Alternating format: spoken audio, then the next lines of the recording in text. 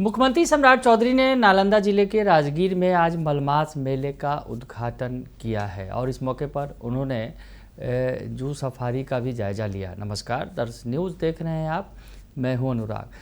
मुख्यमंत्री सम्राट चौधरी आज नालंदा जिले में थे और नालंदा जिले में उन्होंने मलमास मेले का उद्घाटन किया है। मुख्यमंत्री ने इसका विधिवत उद्घाटन किया। ब्रह्मकुंड परिसर में मंत्रोच्चार के साथ पूजा अर्चना की और महाआरती के कार्यक्रम में भी उन्होंने भाग लिया। मुख्यमंत्री ने यज्ञशाला के निकट प्रमुख संतों के साथ ध्वजारोहण किया और इस दौरान जगत गुरु रामानुजाचार्य, स्वामी वासुदेवाचार्य, श्री भास्कर भी उपस्थित थे। तो मलमास मेला का उद्घाटन किया है मुख्यमंत्री सम्राट चौधरी ने और इस दौरान उन्होंने वहां पर तमाम व्यवस्थाओं की जानकारी ली कि मलमास मेले में जो श्रद्धालु आएंगे तो उनके लिए क्या कुछ व्यवस्थाएं की गई हैं, क्या सुविधाएं हैं, भीड़ प्रबंधन, सुरक्षा, पेयजल की सुविधा, आवासन, खान पान, स्वास्थ्य सुविधाओं समेत जो तमाम चीज़ें हैं उसका जायजा लिया है उन्होंने। और मुख्यमंत्री ने राजगीर तपोवन तीर्थ रक्षार्थ पंडा समिति द्वारा प्रतीक चिन्ह मुख्यमंत्री को भेंट किया गया और मुख्यमंत्री ने मलमास मेले में आने वाले अन्य श्रद्धालुओं के लिए मुख्यमंत्री ने मलमास मेले में जो आएंगे श्रद्धालु उनके लिए रहने के लिए स्टेट गेस्ट हाउस में भी तैयार किए गए हैं, उसका भी उन्होंने उद्घाटन किया। इस दौरान मुख्यमंत्री ने कहा कि मलमास मेला के दौरान बड़ी संख्या में श्रद्धालु आते हैं। माना जाता है कि हिंदुओं के 33 करोड़ देवी देवताओं का यहाँ निवास होता है। लोग श्रद्धा भक्ति के साथ यहाँ आते हैं। उनकी सुविधाओं और सुरक्षा का पूरी तरह से ख्याल रखें।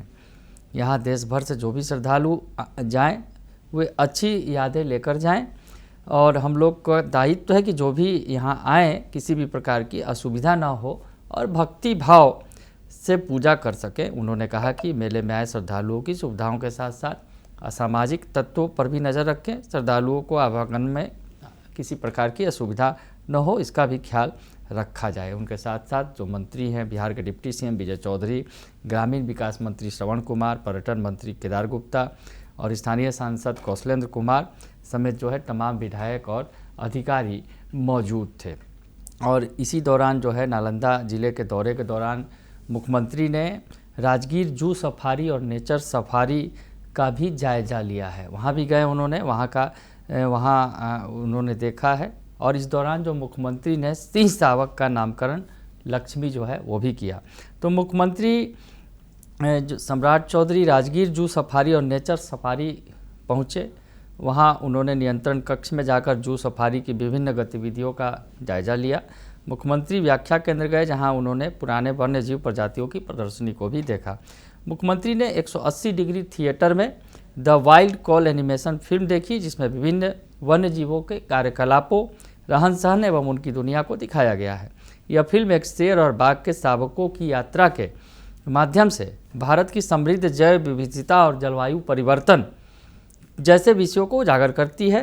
इसमें भारतीय हाथी, ग्रेट इंडियन बस्टर्ड सहित कुल 23 प्रकार के वन्यजीव प्रजातियों को दिखाया गया है। राजगीर जू सफारी के animated film the wild call की बेस्ट एनिमेशन का 16वें दादा साहब फाल्के फिल्म फेस्टिवल का सर्टिफिकेट ऑफ एक्सीलेंस मिला है, जिसे मुख्यमंत्री को सौंपा गया। मुख्यमंत्री ने नेचर सफारी का भी भ्रमण किया और इस दौरान वे ग्लास ब्रिज भी गए और वहां उन्होंने पहाड़ों की रमणीक छटा का आनंद भी उठाया। जू सफारी का बंद गाड़ी से भ्रमण के दौरान शेर, बाघ सहित अन्य वन्यजीवों की गतिविधियों को देखा और प्रसन्नता उन्होंने व्यक्त की। मुख्यमंत्री वन्यजीव अस्पताल भी गए। उन्होंने वन्यजीवों के इलाज के लिए जो वहाँ की गई सुविधाओं की जानकारी ली और इस क्रम में जो है मुख्यमंत्री ने सिंह शावक का नामकरण लक्ष्मी किया।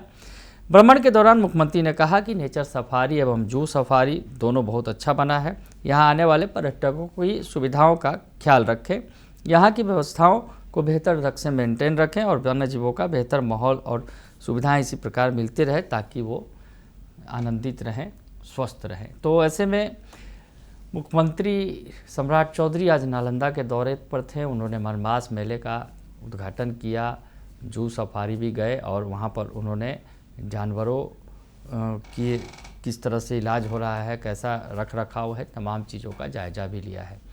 तो ये महत्वपूर्ण दौरा था मुख्यमंत्री सम्राट चौधरी का और इस दौरे पर उन्होंने तमाम चीज़ों का निरीक्षण किया है और अधिकारियों को निर्देश दिए हैं।